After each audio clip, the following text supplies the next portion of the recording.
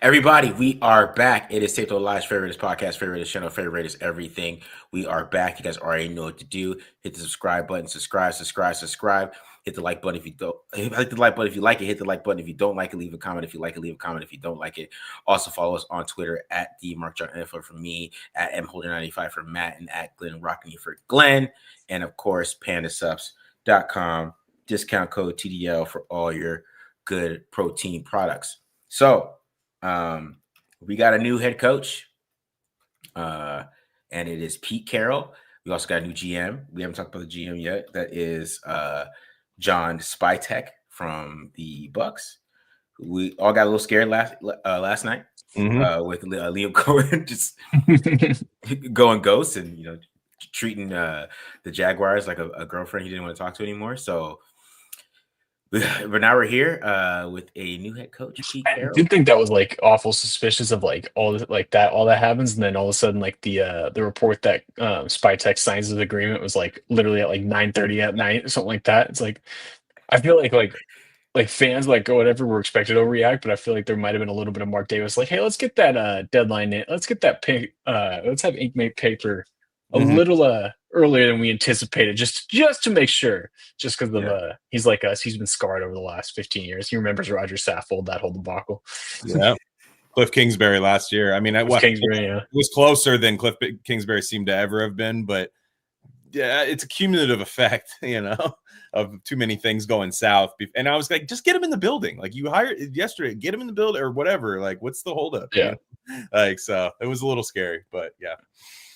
Yeah, and the thing is, it was funny just that reaction because Spytek hasn't signed his contract and people were just like freaking out over it. It was just, it made sense because it just shows the panic that us as Raiders fans have for all the crazy stuff that's been happening the past since John Gruden emails dropped. I mean, it's just been crazy. Oh, it went well before that. Oh yeah, that's true. I mean, the Alex Leatherwood picks, all that stuff, but. It's been even crazier ever since then, and the turnaround and coaching hires and stuff like that. So now they got Pete Carroll. They wanted Ben Johnson. They couldn't get Ben Johnson. Ben Johnson chose Caleb Williams and the Bears, obviously because of the quarterback position. So I mean, I always felt like they had to go get a defensive coach. It was always a feeling I had just because of the quarterback situation. The only way you're going to get a really good head coach is with getting a defensive guy, because defensive guys, they just don't have this fascination with quarterbacks as much as an offensive coach does. So you always figure it'd be some kind of defensive guy, but it ends up being Pete Carroll. So what are your guys' thoughts? I was scared originally when they fired Telesco. I think the last time all three of us spoke, and I thought, okay, if they're going to hire Pete Carroll, I hope it's not the way when they hired Gruden, where he's going to have a huge say in the draft. And I don't expect him to be not involved in the draft now, but the fact of bringing in Spytek, who was far and away seemed to be the top GM candidate around the league that they brought in, or at least a guy who was really well thought of in the league. I don't think he leaves Tampa Bay if he thinks he's going to be, railroaded in terms of decision making to the degree that I was worried about. So now that Pete Carroll's in charge of developing talent on this roster, and I think there's a lot already that he likes, I would imagine, especially on defense. Just certain guys, they need some of these guys need new contracts, but the fact that those guys were there, I think it's a good hire. I mean, it really is. I thought I would kind of wanted them to get a veteran coach if they were going younger GM. So my thought was Mike McCarthy, but I also kind of thought Mike McCarthy wasn't going to come here if there wasn't an established quarterback. He never has done that in the past, so it would be a weird time for him to start. Pete Carroll's a leader. He really has never lost. Raiders are saying, hold my beer. We can always be your first. I get it. Doesn't mean it won't happen here at all. But he clearly, everything that I was hoping would happen with AP, Pete Carroll has a track record of already doing. Yeah. And at many different levels, college, NFL, even his stints with the Patriots weren't as bad as when, I looked him up and stuff. Like he was a good coach. Coordinator hire, probably more than almost any organization right now, matters for the Raiders, because that might be your next head coach. That's where it gets really interesting. But he has a pretty good track record hiring coordinators. Like even guys that we laugh about now with Gus Bradley, that was a good hire back when he hired him. Yeah. That was a good job there. Dave Canales, that's good. He's had the Waldrons, he's had the Bevels, but they were winning with those guys. Yeah. So I think it was like after flirting with Ben Johnson, it's like flirting with the hot girl, you know what I mean? And like you don't quite get her, but like you have to settle for second place. Like you're gonna be a little bit disappointed, I feel like.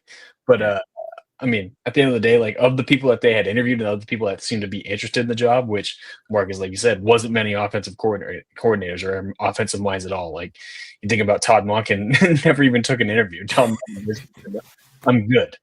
I think once the Ben Johnson, like you said, once Ben Johnson turned down the job and it was like they're not even interviewing a Liam Cohn or a Joe Brady, like it became pretty clear that like offensive people were not going to be interested in this job.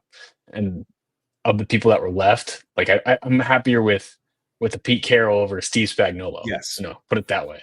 Like I'd much rather have a guy that, yes, he is 74 years old. It's not like Spagnuolo's young either, but at least a guy that has a proven record. It's just my only concern and my only issue, and I talked about this last time when we brought up Pete Carroll, is like, yes, he's a young 73 or 74 years old, but he's still 74 years old. He's still in his mid 70s. So my only concern is, in 4 or 5 years, and even in a good situation, we're probably in a similar spot versus having like a Brady, a Cohn, a Johnson, where it's like, man, that guy could be there for like 20 years if it works out. You know what I mean? But yeah. At the end of the day, I think like you guys have said, like the coordinator hire is going to be huge. I kind of want to see them go after like a young up and coming offensive coordinator that Carroll could kind of groom. Just that would be my preference, because that'd kind of be like the next best thing in my opinion. But like Glenn said, I mean, I'm looking at his defensive coordinators right now. Like Gus Bradley got a head coaching job. Dan Quinn got a head coaching job. Richard was, good for a while until it kind of fell out there. And there was Ken Norton Jr., who Raider fans remember well. But that's true. He does have like there was a good portion of like the early 2010s where he was producing quite a few like good head coaches, or guys that would go on to get head coaches or promotions elsewhere. So, and he's got a good track record. I'd look at a Clint Hurt, who's coaching in Philly, would look awesome in silver and black. If you guys Google image him, the guy would look incredible in Raider gear. Very imposing man. He's an interesting guy to look at. You could see that happening. You would have to wait a little bit, obviously, but doing that, I just think I like that he gets hated on for being not like forward thinking, which I think is false. Pete Carroll, like he switched to a Fangio defense. I don't know that it worked out that well for them, but they also, I think he was a little bit too involved with the draft process. They had a lot of misses in the draft. And he, like, again, he was always looking for the next young offensive mind. He was not bringing in, Mike Martz or something, like he wasn't, people like that, no shade to Mike Martz, but he was looking for like the next, like younger, he was very in touch with like, what younger people were doing in the game and stuff. And to what you were saying about maybe being in the same position 3 or 4 years from now, that's possible. And in fact, I would say it's likely, but if you're good, it's not that hard to find a coach. Like, so if they're good and he's just like, look, guys, I think I'm done. I can't do it anymore. One, you might have an offensive coordinator that has actually stayed for a couple of years. Cause like, no, this is my job. And I don't have to go coach somewhere and then go take over the team that has like the second overall pick and nobody on the roster. I can actually take over this Raider team, presumably that's winning a little bit. Hopefully by then we have an answer at quarterback. I would hope in the next 4 years. Yeah. So I think there's still a pathway for this to be a kind of a seamless transition while actually winning a little bit. While he's and to clarify, like I'm not like that's like necessarily like the end all. Like it's going to be like the fall of the Raiders, the fall of this whole plan. It's just more of like to have one guy that could be it, where like you know what I mean, versus having to rely on two. Like now you're playing the dice twice. Yeah. Like you could groom somebody, but at the end of the day, like they may not end up working out, and that's just my only concern. Sure. So I guess so to say I guess they'll be in the same spot even in a good situation isn't correct, but kind of where I'm going at is like kind of have to bet on somebody else, and hopefully ideally it is an internal candidate, and they get the quarterback situation figured out, obviously, because that's going to be that's going to be a requirement no matter who takes over as head coach. Right. Yeah. And I mean, that's the thing is like, if he does do well, right, and they get set up to have the new head coach, it probably will be somebody on the staff if he does well. If he doesn't, then it's Yeah. gonna be somebody from outside, right? Right. Because they're gonna want to keep that staff together. They want to keep that culture together. They're not gonna want to do a culture change if this is successful, right? And he has some wins, or I mean, even if they win for 2 years and they end up making the playoffs or something in the midst of that, win a playoff game or something like that, and he decides to leave, there's still going to be somebody on the staff. Yeah, they can take it over. That's going to take it over. It will be interesting to see who he hires too for DC. I mean, for OC, I know people are throwing out a bunch of names, but I'm convinced he's going to hire his sons. You're not going to OC though.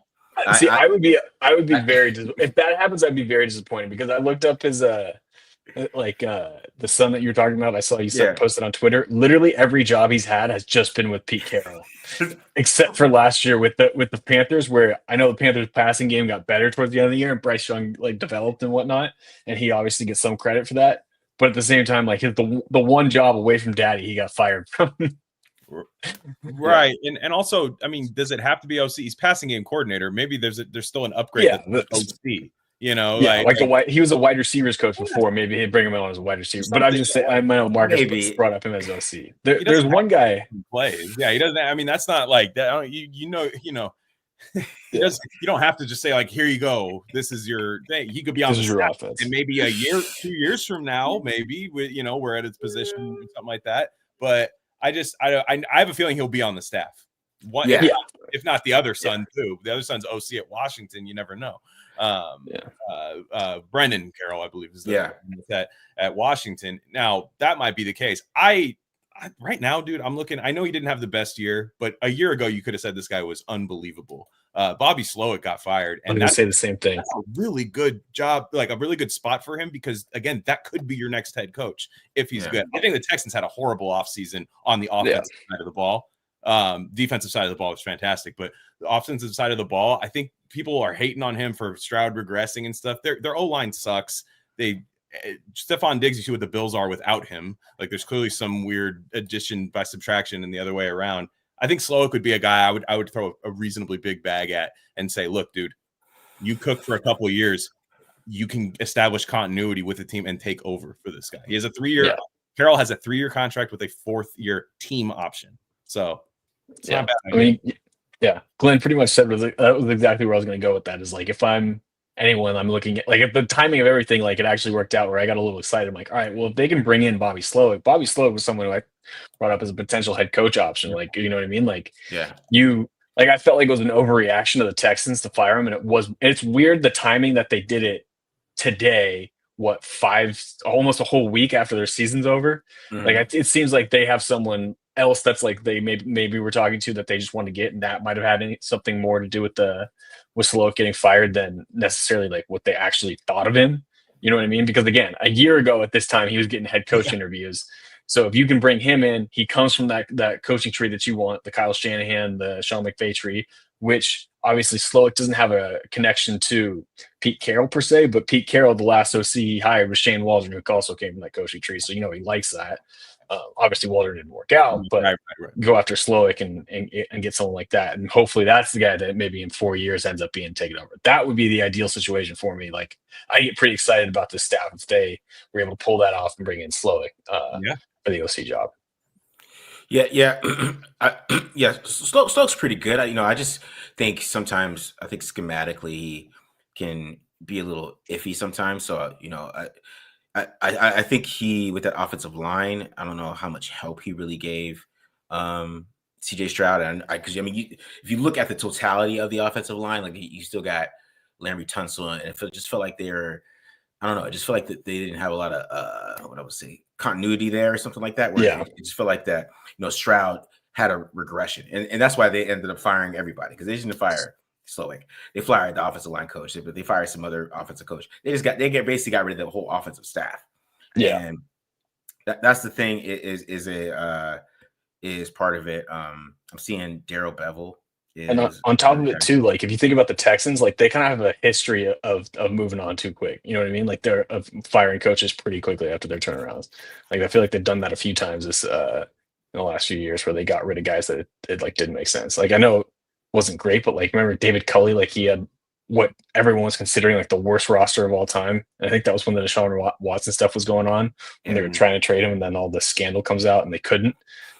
Starting Davis Mills all year, and they actually like surprised a few people and got rid of him after a year. And I think they did the same thing to like Lovie Smith too, or something like that, if I remember correctly. Yeah. So it was. What I'm saying is the Texans firing someone quickly isn't exactly indicative of how they perform. Yeah. Yeah. It could be an appealing job, though, if you're an offensive coordinator. You know, it could be an appealing job in a sense that you could. I mean, these guys are confident in what they do, you know, so they don't anticipate themselves being one and done. And yeah, you could screw the Raiders over technically, right, and be good for a season, and then go. Actually, I think I'm going to take that this other job that's opening up. You always could. That's always that's always a thing, but it's a risk you got to take, right? I mean, what are you going to do? Not hire a good coach? Like it's we've seen how that works out. That's not a strategy I personally like going to, though it seems so often with this franchise. There's another one named Jake Peets, I believe, is a guy I keep seeing who's on the Seattle staff. Yeah. I'm not sure his history or anything. He's a pass game coordinator for the Seahawks right now. Very highly thought of, I guess. I don't know anything about him, but I'm just, you know, I'd hope for a young mind of that sort. Jake Peets used to coach for the Raiders from 15 to 17. Interesting. Del Rio. Yeah. I see Darrell Bevel, but like Darrell Bevel without Russell Wilson. So are we signing Russell Wilson if we get Darrell Bevel? Like, what is our plan there? Probably. I mean, because without Brett Favre and Russell Wilson, he just hasn't been very productive. I'm just looking at some of these stats here with Darrell Bevel. I just no. I don't know how much. Here's the thing: like Bevel got fired by Pete. Yeah, like, the last time they worked together. Like, does Pete want to go back? Like, Pete doesn't strike me as the guy. Like, I don't think he like. Not to say like he like would hold a grudge and necessarily wouldn't work with someone, but Pete doesn't strike me as a guy who's like, yeah, I didn't mesh this. I'm not gonna like repeat the same mistake. He seems like Glenn was talking about. Like, he seems very forward thinking of like, I would rather hire someone outside of my network than keep doing this or risk doing the same thing over and over again. Like, I don't think he's the coach like kind of like Gruden, how like Gruden was loyal to his guys and would just hire people on his staff and keep people. I feel like Pete's the opposite of that, where he'd be like, no, I'd rather get someone who is more innovative and more up to date with the current game than like would necessarily do exactly what I told him, kind of check it in. Yeah. So what do you guys think? I know there's still much to discuss, but what do you guys think about current play? I think Max Crosby seals his extension, in my opinion. There's no way Max Crosby leaves right now. Oh no, hell no. There's no way Pete Carroll takes his job and goes 98, get him out of here. Yeah, let's trade Max Crosby. No, he's not doing that. He's too hyper and fun and exciting. I can't stand him. Yeah. I think it's a match made in hell. I think this is Max Crosby not suggesting a certain guy, but like the team knowing what he needs rather than listening to him on who should be the coach. Yeah, because I mean, he gives it, like you said earlier, Glenn. I mean, he gives more of the AP feel than, you know, that's what AP was supposed to bring, was the feel that Pete Carroll has, which is like the competition and players coach and all those things. And that's the thing with Pete Carroll, and why I think the Raiders are going to improve a lot more, because just the competition he brings, the motivation he has, and the energy that he brings to practice. All those things are really the things we expected from AP. As a younger guy, I think Pete Carroll's going to be the total difference on the flip side of that. But, you know, also have more of the coaching experience, which, you know, we're not doing a lot of the stupid situational football things. And I know he doesn't go for it on fourth down a lot. And who knows if that changed, or he's going to be more different on that.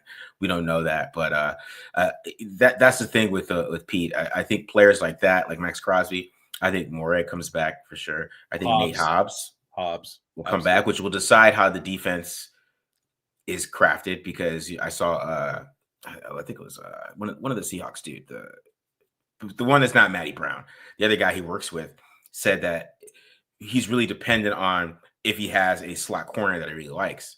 And if he really likes Nate Hobbs, then yeah, we might see more of that cover 3 type of style. But I mean, what the hell does Hobbs do? I mean, better than that, you know what I mean? Besides play that slot and tackle and blitz, and you know what I mean, where he doesn't have to cover too much. Play the flat all day. Play the flat. He's a hell of a flat player. Yeah. So, and you know, Morig is already ascending. You know, Matt Bowen's already put him in his top 50 free agency. Everybody saying how great he is. I never heard how great Trayvon Morig was today. Now everybody thinks, oh, I want him on my team. Like, oh, right. Sure you do.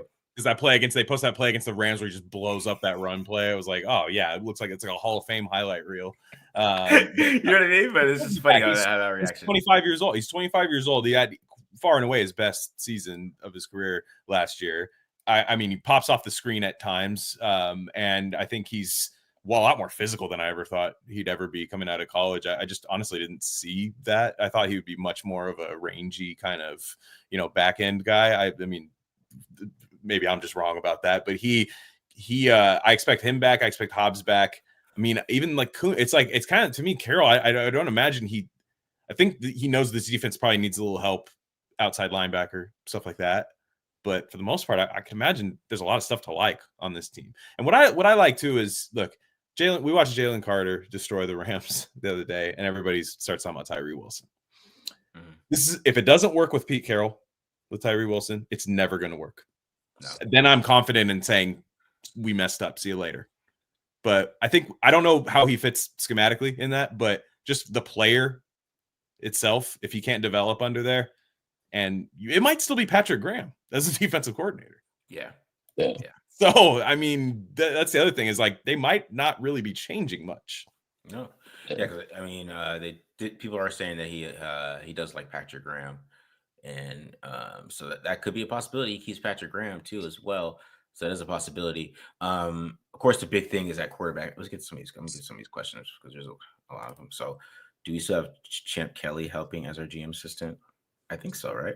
I mean, we already talked about Spytek yet. So the thing with I will say on that thing with like a lot of exec contracts is they're like coach contracts are like basically like season to season, like September to September or whatever, or August. Executive contracts, GM contracts are like April to April, draft to draft.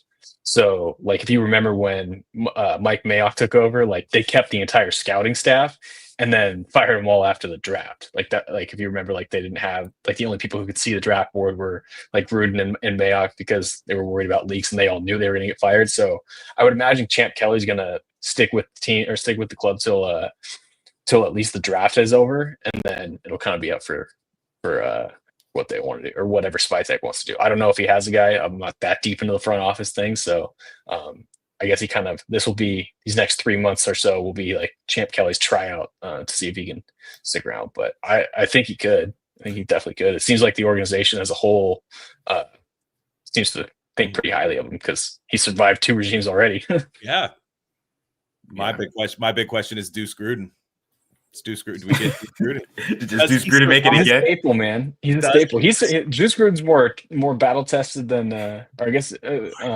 than Champ Kelly is. He was brought on by his dad and made it through McDaniels, made it through AP staff, all the front office turnovers. So to be honest, I think imagine he'll be around. I'm just saying, like the guy. I mean, he survived more turnover than anybody. I mean, it's crazy.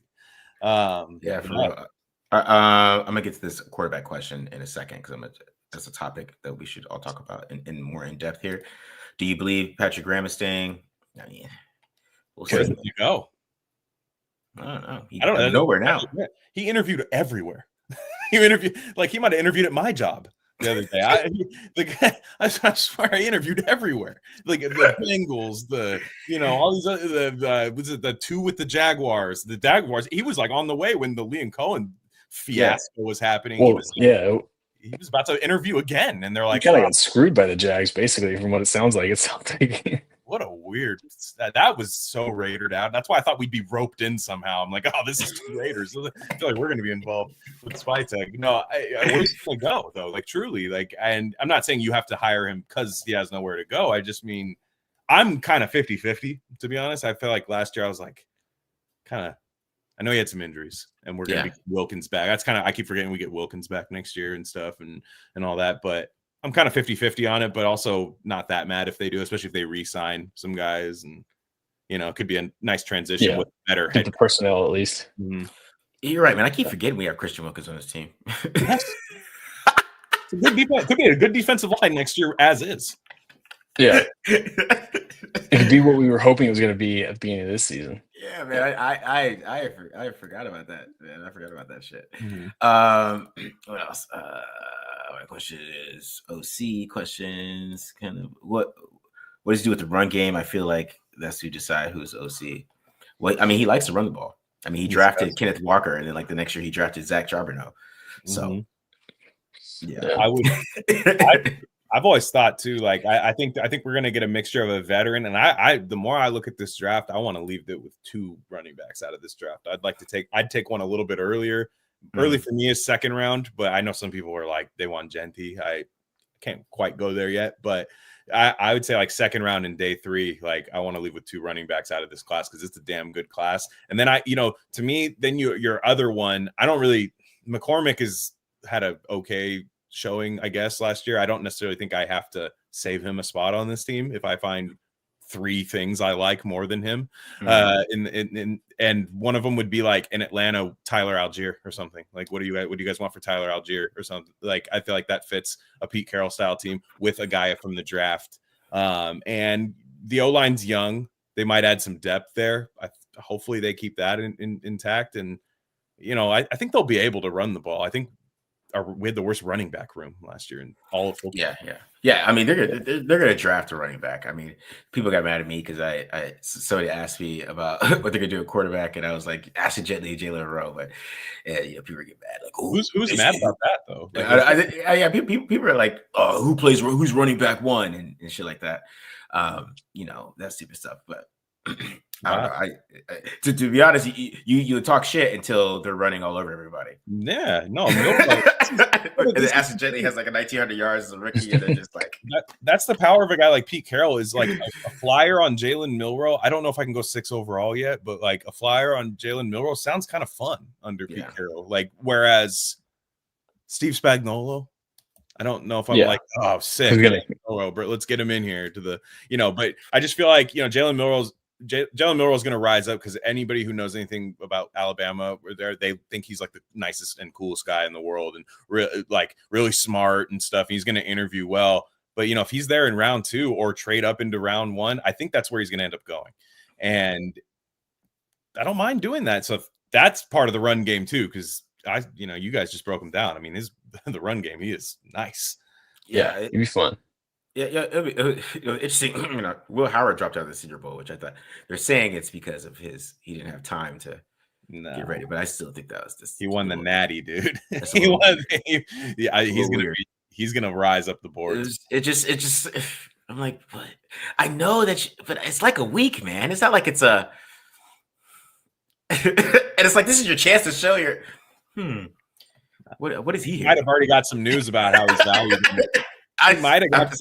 He might have got some news about from his agent, whether true or not, what that national championship winning did for his stock, and maybe he doesn't need to go. That's weird, though. It's so weird. I get it a little bit too. Like if you don't think you're going to be able to perform your best, like your just body's like beat up, like don't go. You know what I mean? Like because if you go and you like play poorly. Like and all the attention's going to be on you because you're the national championship winning quarterback. If you go and you play poorly, like you're going to hurt yourself even more. You know what I mean? Yeah, like, you got a point. You got a point, man. Like you've reached the peak. Like you just had a great playoff. He had a good showing in the national championship. Like don't do something stupid or don't do something that you think might end up like hurting you in the long run. Like if you don't think your body's ready to go. Yeah. All right. So like the main question that we're gonna have with this whole offseason. So I see a couple of questions about like who's gonna be the Jackson Dart. Oh, Jackson Dart. I mean, yeah, we love Dart over here in Raiders Nation. So and you got the same thing. Who's the quarterback fit? Shedeur, Howard, Milroe, Dart. So let's talk about quarterback here. Because this could be John Spytek's job. So we talk about John Spytek. Somebody asked about Kyle Trask, but you brought up Matt on Twitter. I saw that. Which I think you got a little pushback on that too, bringing up Kyle Trask. So what do you guys think is going to happen at the quarterback position? What are the options? And we see Jackson Dart, Russell Wilson. What do you think? What do you guys think they're going to do? I mean, I don't know like exactly. I think Russell and Pete still have like a good relationship, right? Like that goes kind of like a mutual like legitimately like, hey, like I don't think this is working anymore. And both of them kind of wanted to walk away and wanted out. So I think that's on the table, like as like a bring in Russell Wilson and draft someone. I'd rather kind of just see them draft someone. I don't know. Right. Just seeing a mid-30s Russell Wilson out there just doesn't excite me. I'd almost rather them just draft someone and kind of like let them either compete with Aiden O'Connell and kind of just figure it out and with the young quarterback and move forward rather than just kind of take that lateral step. But I think that's on the table. The reason why I brought up Kyle Trask is just simply because he's obviously connected to Spytek, as he was a second round pick for the Bucks a couple of years ago. Was drafted to kind of be the heir apparent to Brady. Obviously, never played with Brady, and then they bring in Baker, who ends up playing pretty damn well for him. And he was, I mean, if you remember, like Baker and Trask were supposed to be competing for that starting job, and then Baker ended up just winning it, and again playing pretty well. So he's just kind of an option. It's more of like a hey, if you want to take a flyer on a weak draft and a weak free agent class, maybe you take the guy that has a tie with a GM who's probably going to be cheap and see what he can do, see if he can compete. The only problem is he's basically Aiden O'Connell, but taller and bigger. Yeah. But, yeah, it'd be interesting to see what they think of Aiden. Yeah, that's gonna be interesting too. Yeah, I mean, I don't necessarily know that his fate is sealed on the team. I mean, as a starter, I don't know about that, but I don't know. I'd like to see them bring in one thing. Geno Smith doesn't have a new contract. I checked. He's a $35 million cap hit for 1 year for the Raiders. I think like a conditional fourth-ish would get that done, in my opinion. Just for me, I can't imagine Geno's stock is like crazy right now. Mm-hmm. He's a guy that can throw the ball and like spread it around the field, which I like. And there's going to be frustrating moments. I'm not saying he's the guy that we're going to have as quarterback for the next 5 years. Then you get a Milroe, a Howard, one of those guys in behind him. I think that's a good spot to be in. Otherwise, you're in the Justin Fields category, who I also think is going to be a free agent. Doesn't super excite me, but I could understand with a certain offensive mind, at least wanting to see if he's truly not as good as he was coming out and just see if you can extract something out of that. Jameis is another one too. Yeah, Jameis is another one. That's if you just can't find anybody, go get Jameis. No, I mean, and I'm not even hating. It's just like that's Minshew on day one was so stupid last year. You know what I mean? It was kind of like this. It's the guy you get when you can't find anybody, but you just signed him on the first day, and that's what I don't want them to do. And I think. I don't know what I mean, we're assuming a lot about Spytek. I think he's earned the right. He's put in his time to get a job. I don't know what his tendencies are, though. Are they Jason Light? He's been with a bunch of other organizations, too. He's been with Denver. We don't know. When I dove into it a little bit. Like, he's had, like, in Spytek, just in his other stops, like, actually, like, a lot of the other places, like, his last two, like, with the Broncos and with the Bucks, they already had a quarterback in place. The Broncos already had Osweiler and Peyton Manning.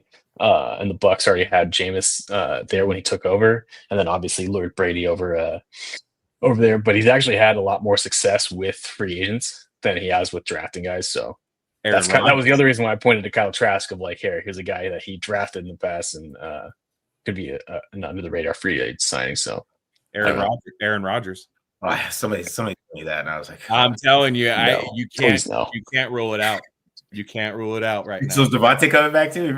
Oh God, that then I'd get really. No, I don't think so. But I'm saying, like, I was thinking about that too because I was like, he's the guy who convinced Brady to come over, veteran quarterback. Like, and I don't even know if Brady's like all in on like the guy he was talked about, so closely with, and be like, yeah, let's bring him in, let him like get up that record board a little more. I don't know, maybe not, but I don't. This is not a year to me where everybody's like, well, now that you have Pete Carroll, you have to have a quarterback this year. I'm like, yeah, you have to have a guy at the position. I agree. Like, that's how you play football, but their options just might be so limited. I think to me, like guys like Will Johnson at 6 make a lot of sense over chasing a quarterback, fix the run game, like, get some defensive like I'd like to get a replacement for John Jenkins at some point.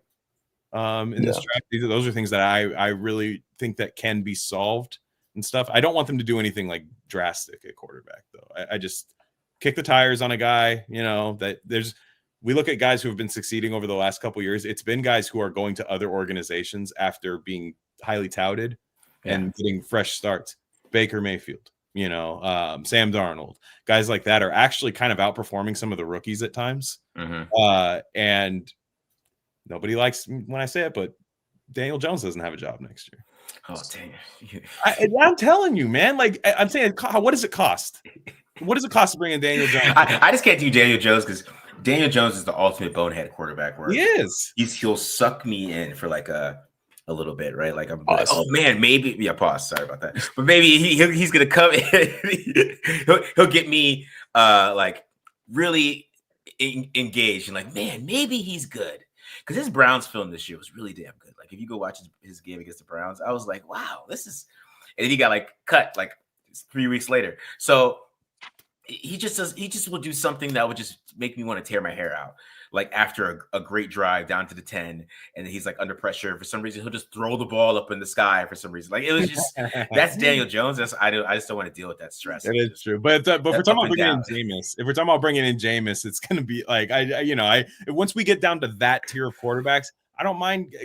Also, there's JJ might be there. I saw some reports that the Vikings might extend Sam Darnold, and you do that, JJ becomes available. They think they're getting a first round pick for him. I don't think that's true. So I just, to me, you'd start thinking about JJ, Brady, Michigan guy, Spytek, Michigan guy. You have to think about it. Yeah, it's something to think about. I did somebody talked about this, which is them moving up to get Sanders, which I still think that's their draft goal, is even with bringing in Carroll and Brady and the organization, and Brady's going to sell Sanders to Carroll. And I think the NFL's just listen to Daryl Jeremiah talk about Sanders, right? I think that there is a good chance that he's at 6. I mean, there might be a good chance, like you said, Glenn, the way that he was talking about it, how he's so polarizing, that he might be there later, and that's going to shock people. But I still think that there's a good chance that if they have a chance to draft Sanders, I think they're going to do that. And that's going to be the guy that they want to go with. And they might bring a veteran around it, in my opinion. But I feel like that Brady is really, he wants Sanders because that's his guy. So, however you feel about it, it wouldn't bother me that much, but like, I know that's the guy that they're a king on. I bet. I have a feeling. Feels like it. Yeah. But after like diving into Sanders, like he's like a guy where like if they traded up for him, I'd be pretty pissed because I don't think he's that good. I think he is getting a boost because it's like a matter of like he's in a weak quarterback class. I like Cam Ward. Cam Ward I might be willing to trade up for if they can happen, but I don't think that's going to happen unless the Titans for some reason don't want to move on from Will Levis. But if Shedeur Sanders is there at 6, if Shedeur Sanders is there at 6, where like he falls with them, like I don't think he's bad enough that like I would be like I would understand the pick. You know what I mean? I'd be okay with it. I just don't want to see them give up assets and sell the farm for a guy like that. But if he's like there, I get it. The need's bad enough. He's not terrible. He's at least a solid starting quarterback, I think, for you. Then I take it. But I just don't want to see. I would rather really not want to see them trade up for him. Because Sanders is kind of like Tua. I mean, let's get real. He's kind of like Tua, where if you put the guys around him and you get him to get the ball out of his hands quick and not do his little lazy drop that he does, where he's acting like he's in the 80s. Because when he does a good drop and his feet are set, he's a good accurate quarterback. So I think there's there's a path for him to be good in the NFL. I don't know how good he will be overall. Like, you know what I'm saying? Just the same way with Tua. Like Tua looks really good one game, and the next game, people are making memes. So I think with Sanders, that's the thing, is like he has a path to where he can be good. You just have to have the right coordinator around him, and what allows him to get rid of that ball quick and get the ball to the playmaker. So that's what offense he would be good at. What? The Shanahan tree. Yeah. I think so too. Bobby Slowick.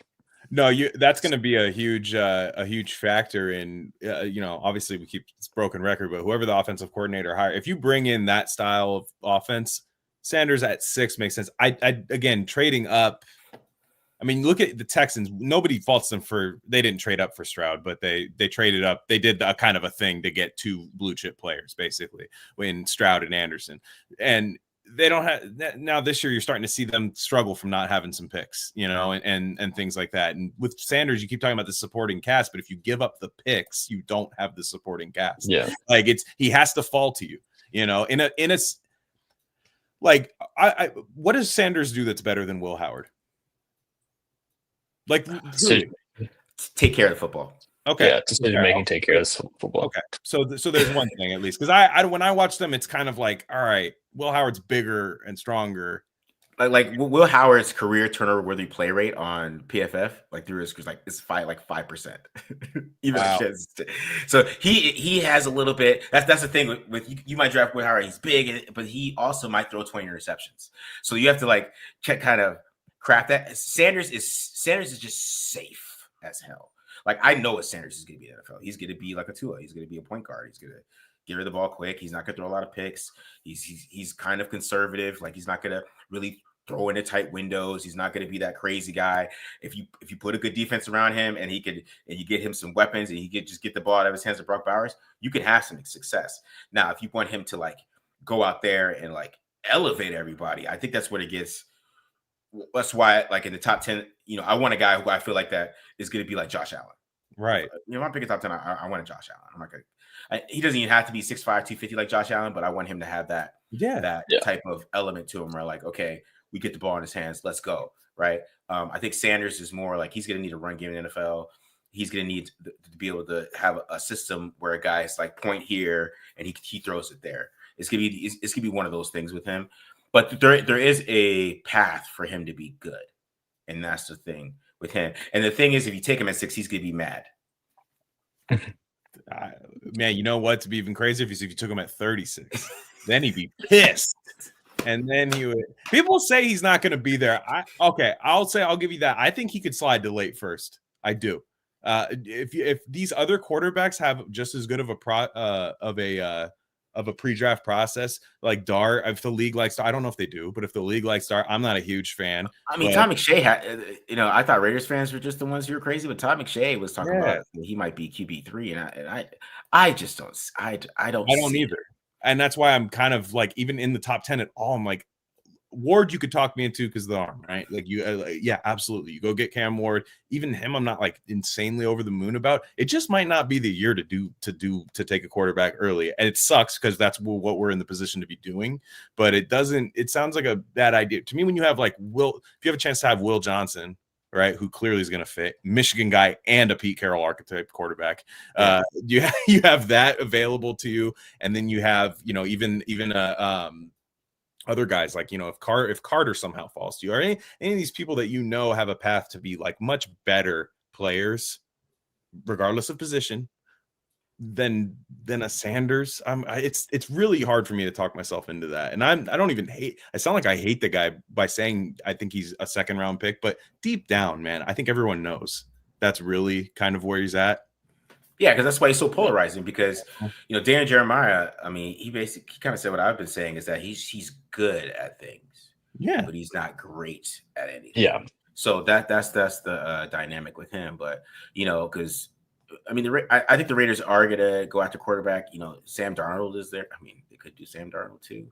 That is a thing. They could do Sam. I could actually totally see him now with the whole current setup. Sam Darnold, yeah, it could be Sam too. Yeah, but I mean that's the biggest thing out of all this. I mean, the Raiders have to try to find a quarterback because after I remember Christian Wilkins was on the team, it's like I literally forgot. It's crazy, in my opinion. I mean, I think they're going to be pretty damn good on defense. All right, they're going to play well on defense. I don't know if every game they're going to be incredible, right? But I know there's going to be some games where they just shut people down. And a lot of things with like a lot of Pete Carroll's team, they kind of start off slow a little bit sometimes, but like when they end the year, because with like Russell Wilson would fall off, but then his defense would pick up for it because like Russell Wilson would lead the way through week 8.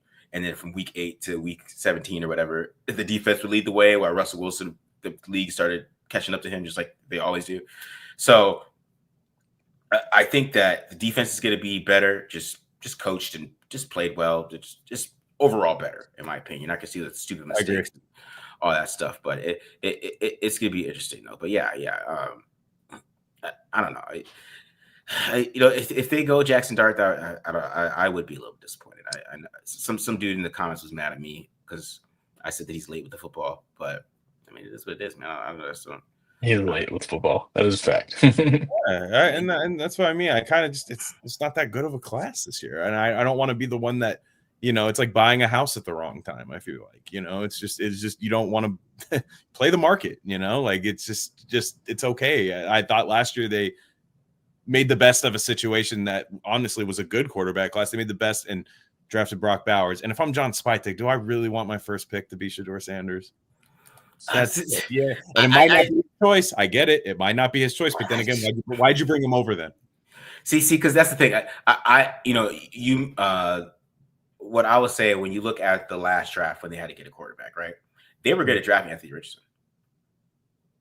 Anthony Richardson? Yeah, they were going to draft Anthony Richardson. Okay. But Anthony Richardson with the Colts, either they took him at 4, right? Yeah. Colts decided to take him at 4. There was a lot of buzz. Colts were going to take Will Levis at that time. You know what I mean? But they had a plan. That was their plan. They're going to take Anthony Richardson or Witherspoon. So that's what I'm saying. Like it might be like that, Glenn, where it's like we're going to take Will Johnson. Yeah, we're going to take Shedeur Sanders. So Sanders gets to us at 6. We're going to take Sanders. If Sanders isn't there, we're going to take Will Johnson because you're right. He's probably going to take Will Johnson. Will Johnson's what 6'2", with long arms, and and can tackle. I mean, we might as well just. Which I'd be for it. No. It would be just such a like. I don't even have to pay attention when the pick happens and he's there and you take him. Like it just I would be totally fine for it. You have Jacorian Bennett. We'll see how he fits, but he looks like he had a nice year last year, and that could be fun. I mean, Matt, I meant to ask you as far as Carroll. What do you think? Do you think he's gonna like besides Hobbs? We know he's gonna like Hobbs, I think, and Merrick. What do you think the rest of the secondary? They're not the biggest guys. Yeah, I mean, I think Merrick's definitely going to be a guy that he's going to want to bring back. I think Merrick can be the versatile safety that he's liked in the past. Kind of like you remember Earl Thomas. Like Earl Thomas played a lot of deep safety, but Earl Thomas would come up in the box. He'd mess you up a little bit too, and he wasn't the biggest dude in the world. So I think that he could kind of be in that role. Again, it depends on how different he wants to change his defense. Like Marcus was talking about the last few years in Seattle, they went to more like the Vic Fangio system, which is a lot of too high, and Merrick can play in that too. And I think that's like the big sticking point with why you bring that guy back, because he can do so many things for you. Spillane's an interesting one because I do think Pete Carroll likes like the more athletic type of linebackers than he has in the past. I mean, he did have Bobby Wagner there for years, but Bobby Wagner could just do it all. I mean, there was like a 10-year stretch where Bobby Wagner was like the best linebacker in the NFL. Yeah, I don't know if it was 10, but it was a long ass time that he was really good and like he stuck around. So, but if you look at like who they drafted towards the end, a guy like a Jordan Brooks and stuff like that, like they went with a little more athleticism towards the end. Didn't always work out, but that's who they seem to like. So I feel like they'll probably let him go because Spillane is getting kind of up there. I think he turns 30 in like December or whatnot. So I don't know how much longer you'd have him around anyway. So but I feel like those the two guys, Mary and what? Divine Diablo's pretty athletic. Yeah. Former Virginia Tech safety.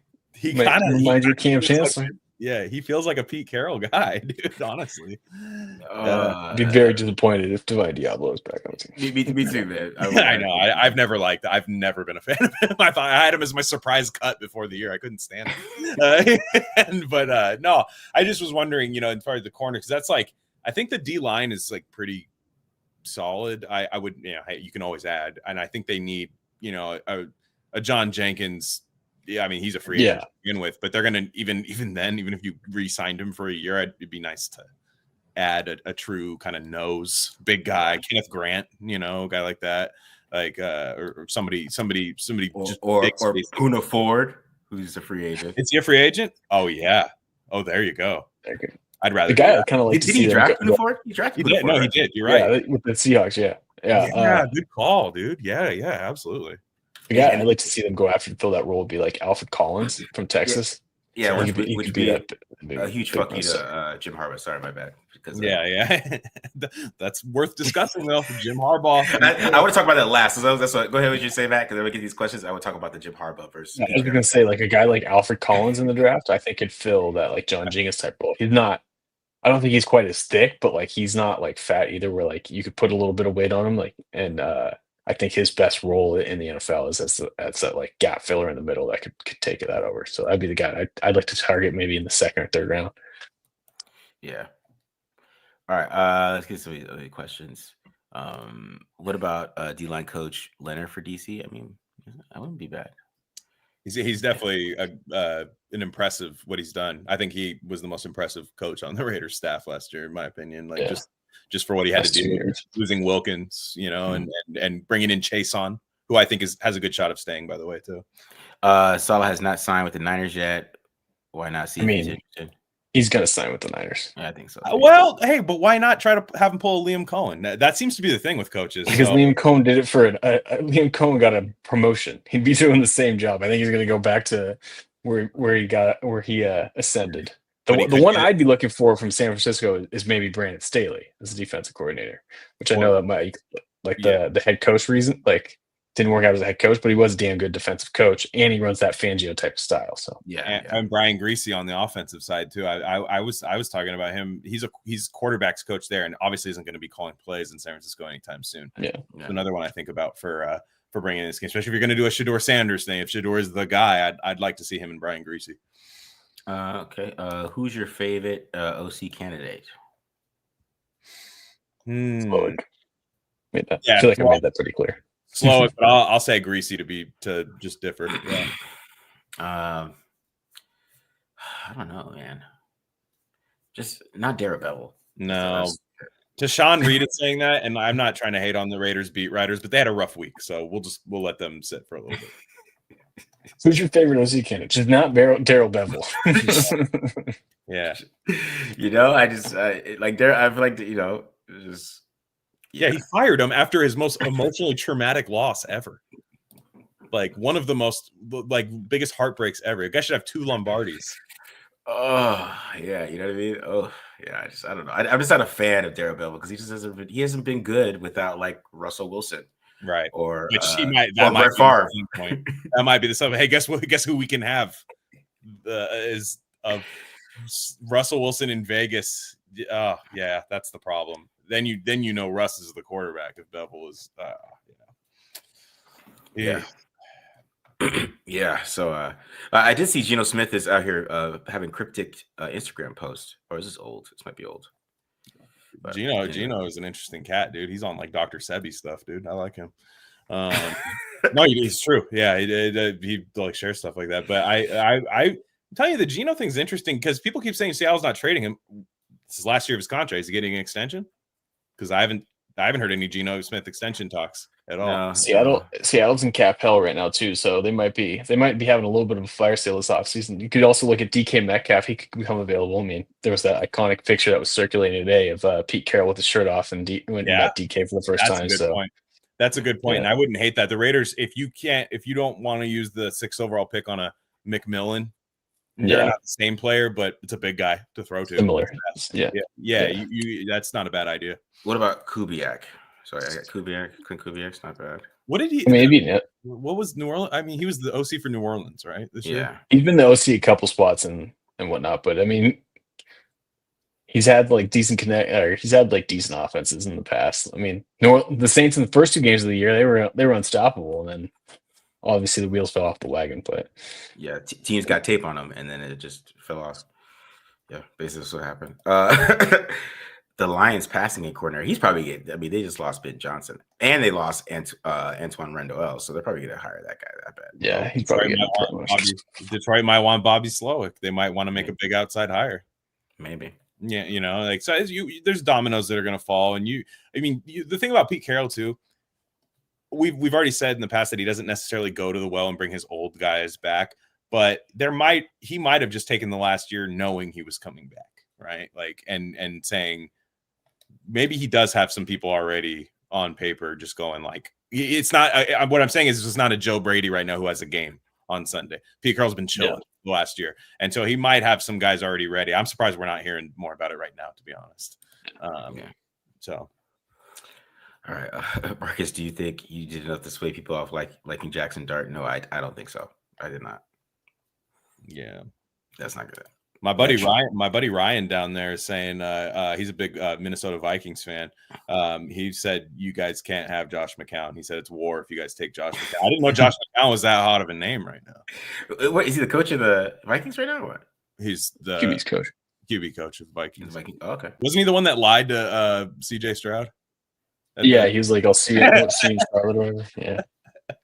He said, "Oh yeah, dude, you're gonna be home here in Carolina. It's gonna be so." Maybe he did think they were getting him, but yeah, because wasn't the rumor that they wanted Stroud, but Tepper stepped in and said he wanted Bryce Young. That was the rumor. Yeah.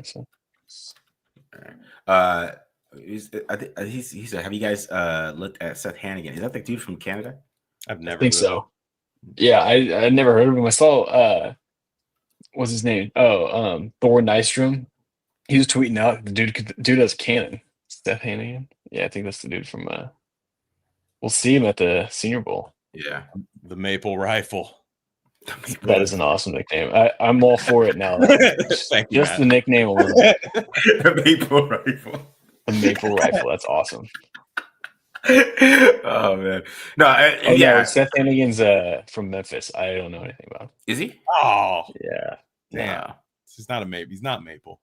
The Maple Rifle though. That's our new target, the Maple Yeah, Rifle. the Maple Rifle. I mean, what if that dude is just like awesome out there? He just kills it. I still don't think that NFL teams they're not gonna change up on that. That would be funny though. Would Spytek move up in the draft QB, especially if the Titans look to move from pick 1? I don't think so. I don't know. Just be interesting if they if they take like Travis Hunter at 1. I mean, like they might. I don't know. Depends, because no, the Titans could sign Sam Darnold. I don't know. That's the thing with the quarterback position in the draft. I just don't, with Tom Brady being so involved, I just don't see them like looking past Sanders, which Yeah. I mean, it's weird with the draft. I think they're keying on that is their key, and then if he goes before them or whatever, then they go somewhere else. But I don't know, man. It's gonna be. Did you guys see this tidbit that they're doing on NFL Network? Pete Carroll will continue to co-teach his class at USC. The Game is Life is what the class is called, while still being the coach of the Raiders. Yeah, I'm hoping he's doing that on Zoom. But thanks to LA. That's a quick flight on the PJ. Yeah, that's true. Yeah. Abdul or Sanders, who you're taking? I'm taking Carter. That's what I'm saying, Carter. dude. I don't. Yeah, it's not. You kidding me? It's Carter. Yeah. I think Carter goes 1. I mean, that's the buzz right now. It's what they're saying. It's what they're saying, and that makes the draft very interesting because Cleveland is in a bad spot. Do they take Cam Ward at 2, or do they say, "Oh, we'll just get a bunch of picks"? Yeah. I think they take Cam Ward because I think they're going to try and. I think with Deshaun Watson re-injuring his Achilles, like I was like, yeah, they're going to find a way out of that contract. They've already laid the groundwork on that by restructuring it, and now you can justify it more because it's like, oh well, we don't even know if Deshaun's like going to be ready for the season. So I think they're going to go quarterback. Yeah, especially if Cam Ward falls to him. I think that's the way they go. All right. If you have your choice, would you take the cornerback from Michigan, the wide receiver from Arizona, or the running back from Boise? Johnson, McMillan, or Genty is what he's saying, right? Mm-hmm. Johnson. I take Johnson too. Yeah, me too. I would say Johnson, McMillan, then Genty. What if they took Genty at 6? It's a wrong year to take the top running back. I feel like Caleb Johnson. Like, look at Caleb Johnson; he's a monster. Like, and to be honest, like I'm gonna keep it real.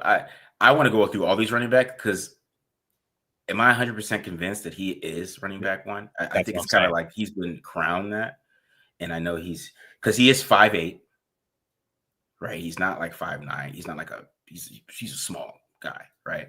Pretty small. He is a thick running back.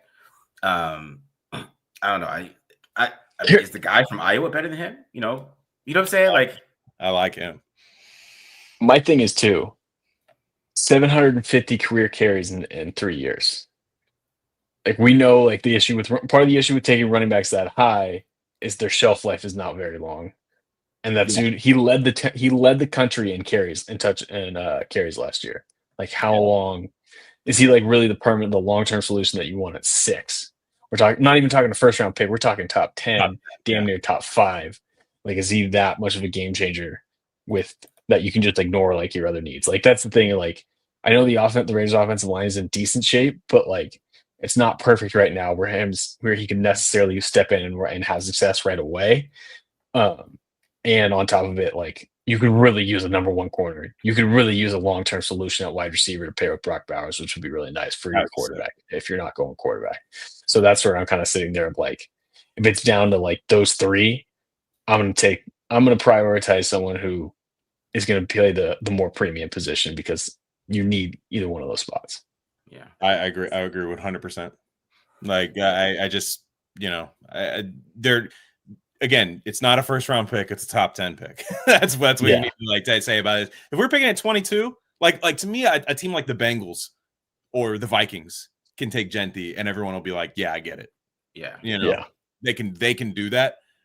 Raiders, you're in that Bijan Robinson guy. He's a fantastic running back, but Bijan Robinson or Jalen Carter. I think Bijan Robinson's a better prospect than Ashton Gentry too. That's the other thing too. It's like to me, these Caleb Johnson, Devin Neal, Omarion Hampton, I don't mind second round. I start looking at some of these guys. Like I think they are that good. Like at the 36 overall, which is typically also not when I take running backs, to be honest. But that's where I'm willing to go. If they take a Will Johnson and then like second round, you go for Omarion Hampton or whoever's there, Caleb Johnson, sign me up. Yeah. What does a wide receiver class look like? Running back is deep. Wide receivers rough, I think, for this year. Yeah. Shout out to my guy Ricky White. Ricky White, UNLV. I'm a big fan.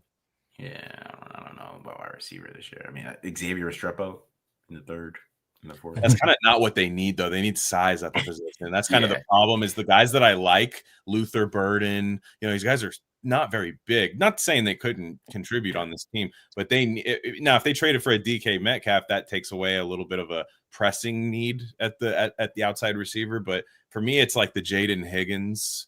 I was watching him that they're gonna need. That they're gonna need Nick Nash later in the draft, but that's later in the draft. That guy's not your starting receiver. Mm-hmm. Yeah. Would you extend Jacoby Myers? I mean, yes. Yeah, Marcus would. I love Jacoby Myers. Yeah, absolutely. Especially right now with what you're doing with this Pete Carroll window thing. It's good to have competent players that block if you're going to want to run the football like Pete Carroll is going to do. And I just think Myers has done. Dave Ziegler caught a lot of heat, but Spillane and Myers were good free agent signings. yeah, that's true. Kind of we'll talk about Russ a little bit. All right, so before we get out of here, I do want to talk about this Pete Carroll's hatred for Jim Harbaugh because I've heard about it, but now that it's he's joined the division again, I've been seeing these clips, and these dudes really hate each other. Yeah, you didn't see this. Have you never seen the Stanford clip before? I mean, I have. I seen it, but it gets to the point where what JJ McCarthy said, he got interviewed by the Seahawks last year, and JJ McCarthy said that the Seahawks, John Schneider and those guys told him that if Pete Carroll was here, you wouldn't even be in this room. Because he goes to Michigan. Yeah. But he has drafted Michigan guys before. What's funny is there was that story too. I mean, obviously Carroll, it was after the fact that Sherman became a Carroll guy, but him and Sherman Harbaugh had beef where they apparently the Niners took him off their board because of it, and then obviously Pete Carroll ends up going on and taking him. Part of me wonders if Carroll caught wind that Harbaugh hated him, and he's like, you know what, I'm gonna make something of this guy. I'm gonna make an all-pro out of this guy that Jim hates. Yeah, it's gone from Stanford to USC. I remember the "What the fuck is your problem?" Clip is one of my. What's your deal? What's your deal? Yeah, deal, man. You just see it, and I hated both those guys during that time. I'm a Notre Dame fan. Those are both a huge rival. I hated both of them. I couldn't stand Pete Carroll being allowed to go out to the 50-yard line to argue with every call. Get off the damn field. I hated it. And when he went to Seattle, I'm like, he's going to be a bum there. I'm wrong. Obviously resurrects that franchise, best coach in their franchise history by a long shot. And so I'm excited to get that rivalry going again. I can't imagine.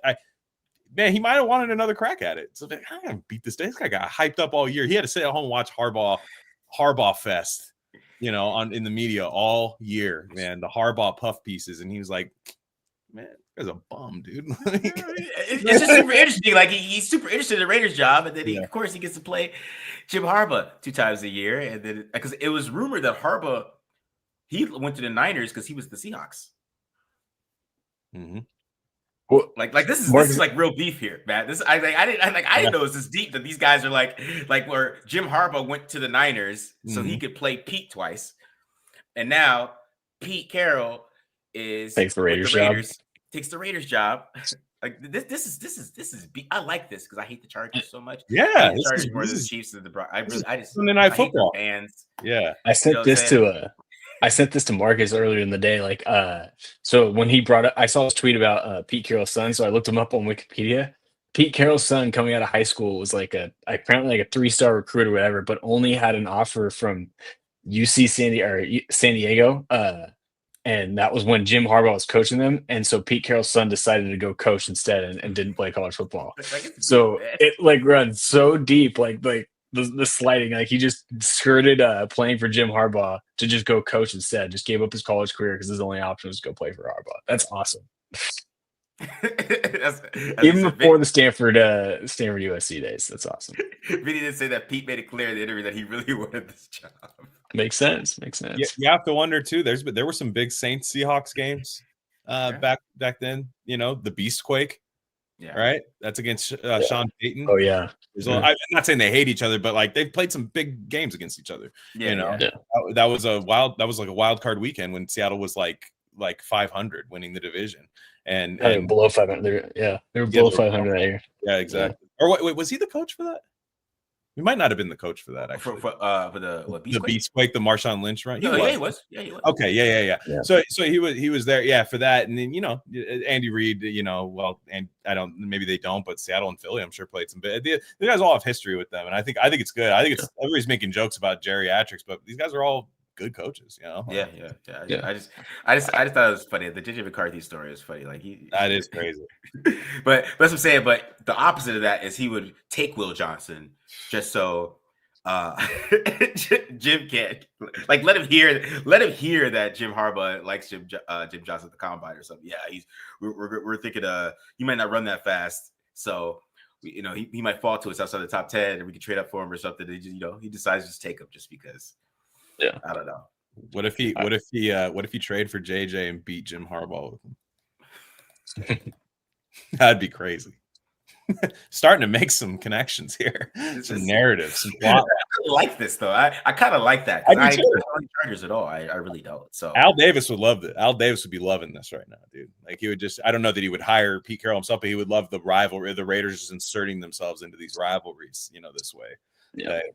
Where it just the last few years it hasn't really felt like, because they aren't good, I guess, but like they haven't really felt like nasty rivalry games, even the Chiefs games. But it's just, I don't know. I'm excited for the intensity. I'm excited. Like I said, I think you look at guys like Max Crosby, and guys who we were kind of thinking like, man, does he want to be here anymore? Are we even blaming him if he doesn't want to be here anymore?